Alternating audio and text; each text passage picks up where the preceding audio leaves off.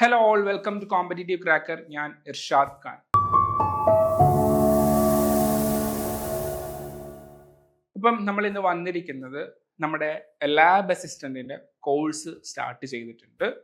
അപ്പം അതുമായിട്ട് ബന്ധപ്പെട്ടിട്ട് ഏറ്റവും കൂടുതൽ ക്വറീസ് നമുക്ക് വരുന്നത് ഏതൊക്കെ ടെക്സ്റ്റ് ബുക്കുകളാണ് റെഫർ ചെയ്യേണ്ടതെന്നാണ് ചോദിക്കുന്നത്. അത് നമ്മുടെ സ്റ്റുഡൻസും ചോദിക്കാറുണ്ട്, പുറമേ നിന്നുള്ള ഇവിടുത്തെ സ്റ്റുഡൻസ് അല്ലാത്തവരും ചോദിക്കാറുണ്ട്. അപ്പോൾ ഇതൊരു കോമൺ വീഡിയോ ആണ് നമ്മളിവിടെ ചെയ്യുന്നത്. അപ്പം നമുക്കറിയാം, ലാബ് അസിസ്റ്റന്റിന്റെ നോട്ടിഫിക്കേഷൻ വന്നു. മെഡിക്കൽ എഡ്യൂക്കേഷൻ ഡിപ്പാർട്ട്മെന്റിലാണ്. ഇതൊരു സുവർണ അവസരമാണ്. നമ്മുടെ ജനറൽ PSC നോക്കാത്ത കുട്ടികളെ സംബന്ധിച്ചിടത്തോളം, ടെക്നിക്കൽ നോളജ് ഉള്ള കുട്ടികളെ സംബന്ധിച്ചിടത്തോളം ഒരു സുവർണ അവസരമാണ്. മെഡിക്കൽ എഡ്യൂക്കേഷൻ ഡിപ്പാർട്ട്മെന്റിലാണ്. Category number 733/2025 February 4 last date. അപ്പം അത് കഴിഞ്ഞു. ആ അപ്ലൈ ചെയ്തവർക്ക് മാത്രമേ ഇനി അവസരമുള്ളൂ. അപ്ലൈ ചെയ്യാനുള്ളവർക്ക് ഇനി അവസരമില്ല. ശമ്പളം വരുന്നത് ഏകദേശം 27,900 രൂപയാണ്. അതായത് ഇന്നത്തെ ഡേറ്റിലാണ് 27,900. അതൊരു 2-3 മാസം കഴിയുമ്പം അതിന് 40% വർധനവ് പ്രതീക്ഷിക്കുന്നുണ്ട്. ഇപ്പം 27,000, അതായത് ഏകദേശം 28,000 രൂപയാണ്. 28,000 രൂപയുടെ 40% എന്ന് പറഞ്ഞു കഴിഞ്ഞാൽ ഏകദേശം 11,200 രൂപ കൂടി അതിൻ്റെ അകത്ത് വർധനവ് പ്രതീക്ഷിക്കുന്നുണ്ട്. മത്സരം കടുപ്പമാണ് അല്ലെ? മത്സരം കടുപ്പമായിരിക്കും. കാരണം എന്താണ്? പ്ലസ് ടു സയൻസ് ആണ് സ്ട്രീം വരുന്നത്. അതുപോലെ തന്നെ MLT വരുന്നുണ്ട്. പ്ലസ് ടു സയൻസ് എന്ന് പറയുമ്പോൾ ഫിസിക്സും കെമിസ്ട്രിയും ബയോളജിയും പ്ലസ് ടു തലത്തിൽ പഠിച്ച ഏതൊരാൾക്കും 36 വയസ്സിൽ താഴെ, ജനറൽ കാറ്റഗറിയിലാണെങ്കിൽ 36 വയസ്സിൽ താഴെയുള്ള ആർക്കും അപ്ലൈ ചെയ്യാവുന്ന പോസ്റ്റാണ്. ഇപ്പൊ സ്വാഭാവികമായിട്ടും പ്ലസ് ടു സയൻസ് തലത്തിലേക്ക് വരുമ്പം എന്താണ്, കുറച്ച് മത്സരം കടുപ്പം. കാരണം എന്താണ്, അവിടെ വരുന്ന കാൻഡിഡേറ്റ്സ് കുറച്ച് ലെവലിൽ പഠിക്കുന്നവരായിരിക്കും. ഇനി നമുക്ക് ഇതിന്റെ സിലബസ് ഒന്ന് നോക്കാം. ജസ്റ്റ് ഒന്ന് സിലബസ് അനാലിസിസ് നടത്താം. ഈ സിലബസ് പറഞ്ഞാൽ മാത്രമേ നമുക്ക് എന്ത് ചെയ്യാൻ വേണ്ടി പറ്റത്തുള്ളൂ, നമുക്ക് എന്താണ് ടെക്സ്റ്റ് ബുക്ക് റെഫർ ചെയ്യേണ്ടതെന്ന് പറയാൻ പറ്റത്തുള്ളൂ. നോക്കുക, 100 മാർക്കിന്റെ പരീക്ഷ 1.5 മണിക്കൂറാണ് സമയം വരുന്നത്.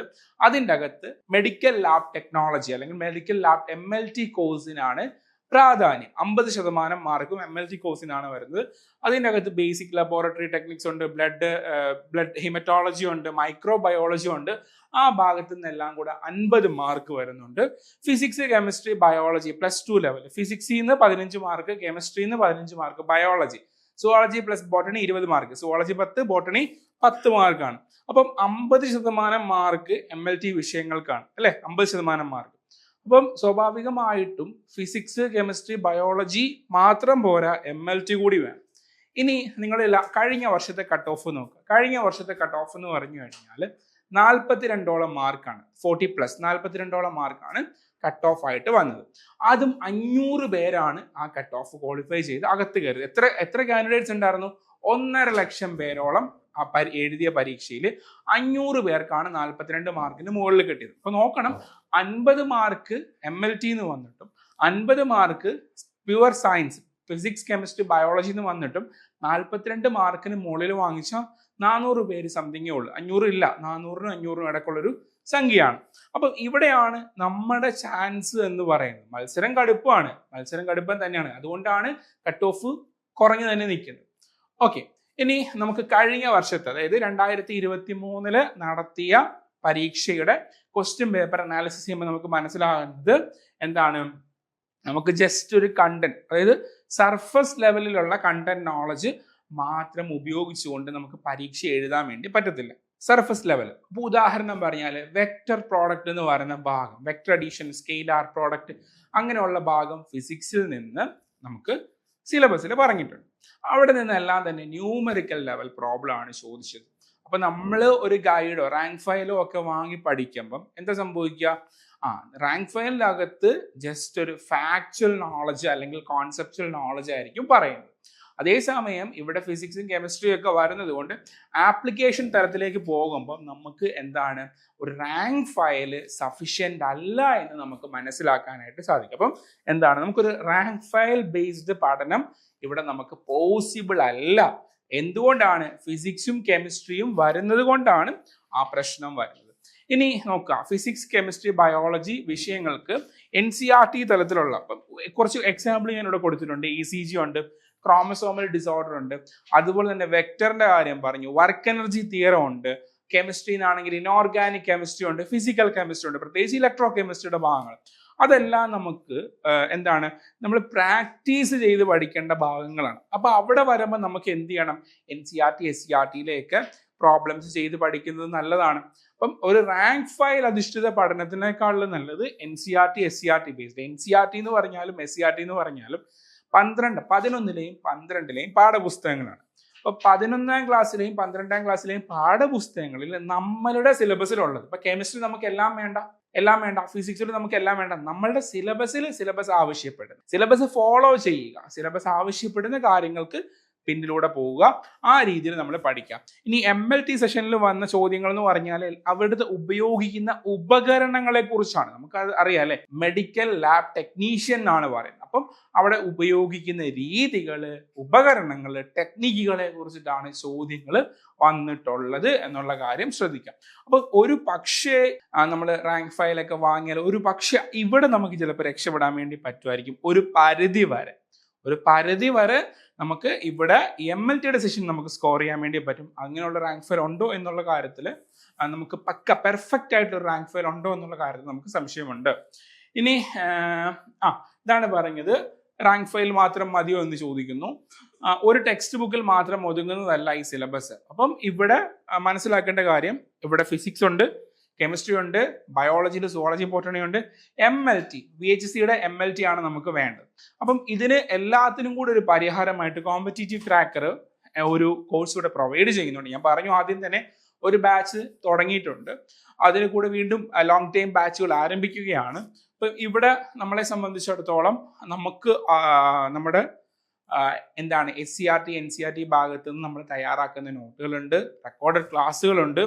അതുപോലെ തന്നെ കഴിഞ്ഞ പരീക്ഷകൾ എന്ന് പറഞ്ഞാൽ MLT ബേസ്ഡ് മാത്രമല്ല, +2 ലെവൽ ബേസ് ചെയ്തിട്ട് ഫിസിക്സും കെമിസ്ട്രിയും ബയോളജിയും തലത്തിൽ ചോദിച്ച ചോദ്യങ്ങളിലേക്ക് അടിസ്ഥാനത്തിലുള്ള PYQനെ ബേസ് ചെയ്തിട്ടുള്ള പരിശീലനം എല്ലാം കൂടെ ഉൾപ്പെടുത്തിയിട്ടുള്ള ഒരു കോഴ്സ് നമ്മളിവിടെ പ്രൊവൈഡ് ചെയ്യുന്നുണ്ട്. അപ്പം റാങ്ക് ഫയൽ അധിഷ്ഠിത പഠനമല്ല നമുക്ക് വേണ്ടത്, നമുക്ക് സിലബസ് പക്കായിട്ട് ഫോളോ ചെയ്യുന്ന ഒരു പഠനമാണ്.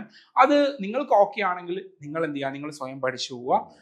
ഞങ്ങളുടെ സഹായം ആർക്കേലും ആവശ്യമുണ്ടെങ്കിൽ തീർച്ചയായിട്ടും ഞങ്ങളുടെ സ്ട്രക്ചർ പറഞ്ഞു കഴിഞ്ഞു. അപ്പം അങ്ങനെ ഉള്ള ഒരു കോഴ്സ് ഞങ്ങളിവിടെ പ്രൊവൈഡ് ചെയ്യുന്നുണ്ട്. അതിൽ താല്പര്യമുള്ളവർ ഈ കാണുന്ന 85 89 08 35 68 എന്ന നമ്പറിലേക്ക് വിളിക്കുക. ഇവിടുന്ന് എന്താണ് ഈ കോഴ്സിനെ കുറിച്ചുള്ള കൂടുതൽ ഡീറ്റെയിൽസ് പറഞ്ഞു തരും.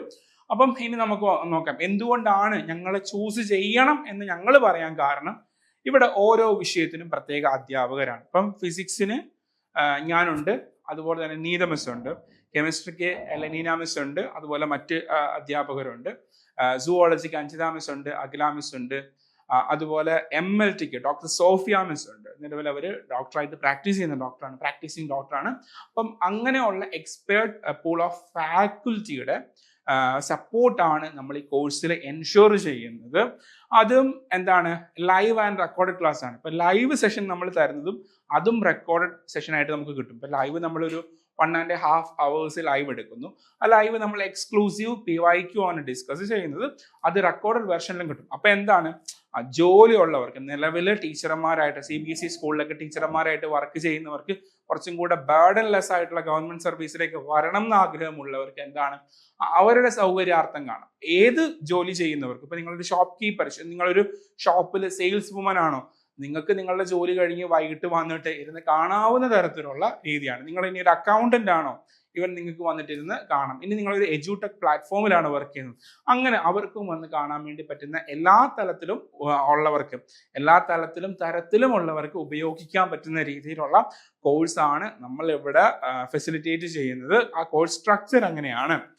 Daily exams and mock test ഉണ്ട്. ഡെയിലി എക്സാംസിന്റെ കാര്യത്തിൽ ഇപ്പം നിലവിൽ നമ്മൾ ഡെയിലി എക്സാംസ് കൊടുക്കുന്നില്ല. ഡെയിലി എക്സാം കാരണം ബാച്ച് സ്റ്റാർട്ട് ചെയ്തേ ഉള്ളൂ. ബാച്ച് സ്റ്റാർട്ട് ചെയ്ത് വരുമ്പോൾ കുറച്ച് കാര്യങ്ങൾ പഠിച്ചു വന്നു കഴിഞ്ഞിട്ട് നമ്മൾ എക്സാം കൊടുത്താലേ കാര്യമുള്ളൂ.